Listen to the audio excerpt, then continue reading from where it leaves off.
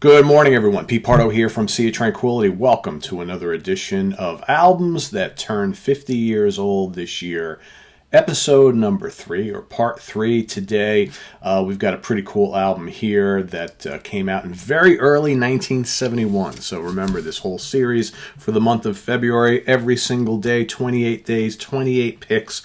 My favorite releases that were released in 1971 that have their 50th birthday, 50th anniversary this year.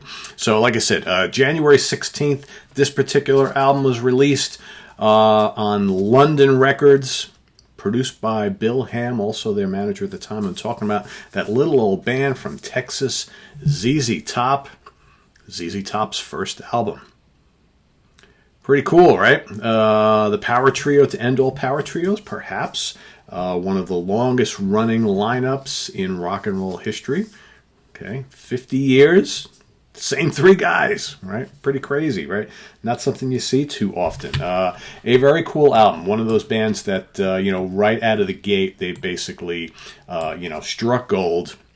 This album was a decent seller. They would continue to sell more and more albums as they would go on with their career. Of course, about a decade later, they would blow it up big and then sell tons of records and, break the gates at the concert halls and all that sort of thing, all over MTV and the radio. But still, ZZ Top, their first handful of albums did pretty good business, right? And got some, notable tracks on all of them. So here you've got Somebody Else, Been Shaking Your Tree.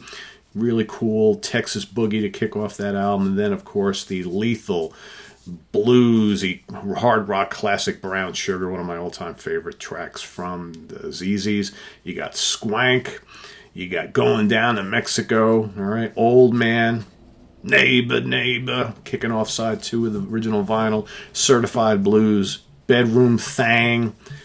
Just Got Back from Babies, another great memorable track, and Backdoor Love Affair. 10 tracks, heavy-hitting blues rock from 1971. Pretty heavy, actually, too, when you think about it. Those first couple of ZZ Top albums, pretty crunchy, pretty cranking stuff, and, of course, you got those great guitar tones from Billy Gibbons, awesome bluesy riffs.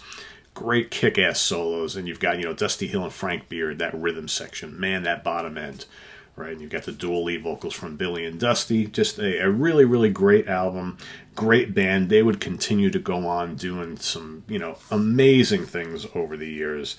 And like I said, still around to this day.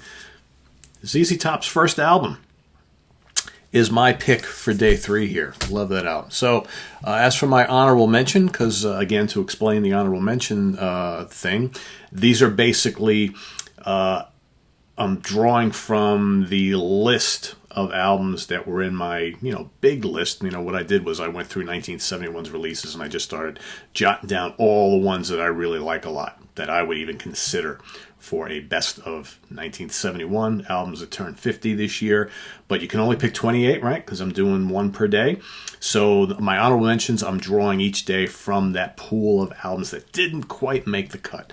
And today we're going to talk about a band from Britain, because I talk about these British bands all the time. It's no secret that most of my favorite bands of all time happen to be British. Of course, I got an American band in my pick today, but this is 10 years after. The album is called The Space and Time. That's that one right there. Okay, a lot of great albums there, as you can see, from 10 years after. It's just funny because most people consider like A Space and Time like one of their latter period albums, but, I think we forget that these guys started recording albums, basically mid-60s, 66, 67. So they already had a handful of albums out before 71 even came about, but some great tracks on here. One of these days, boy... One of these days. What else we got? Here They Come, I Love to Change the World. Probably their biggest single of all time. What else? Over the Hill, Baby Won't You Let Me Rock and Roll You. Once There Was a Time. What else? Hard Monkeys.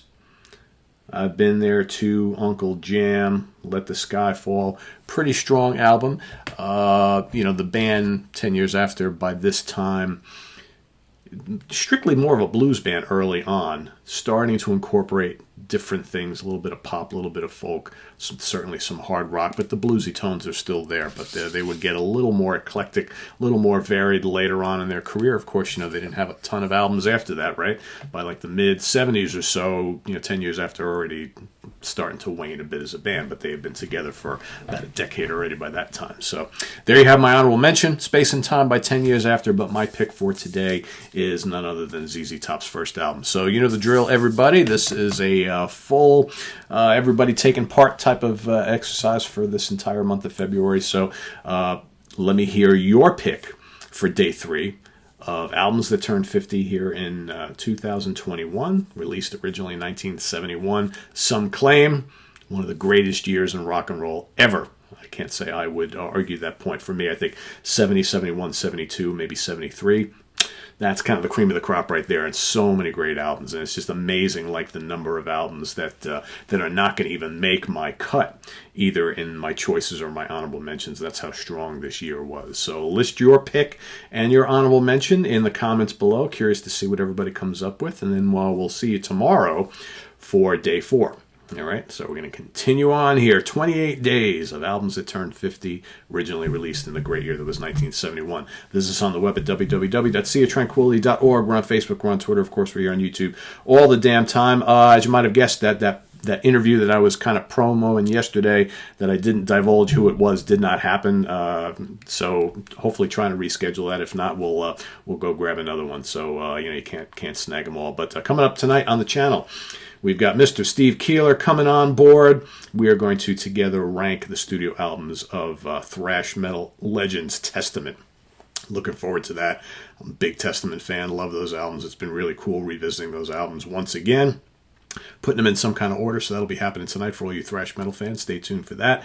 Also coming up tomorrow, we've got The Monsters Den with Chris Allo and Rich Catino, where animals attack. So looking at some classic horror films where, the big bad guy is, animals or reptiles or whatever that we know and love. So that's coming up tomorrow. And then Friday morning, Martin Popoff is back on the show for Friday morning in the Funhouse with Popoff and Pardo. We are going to be looking at bands where maybe a greatest hits set is really all you need, right? So that's also by request.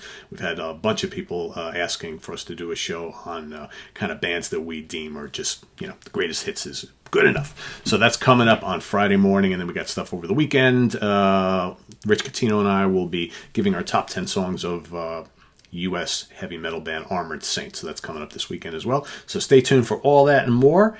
And remember, if you like what you see, click the like button. If you feel like donating to the channel, we've got a link to our Ko-Fi page. Buy us a beer or tea. They're available as well as our link to our merch site where you can go check out all the cool t-shirts and swag that we have. So stay tuned for more here on the channel. Have a good one, everybody. See you soon. Bye-bye.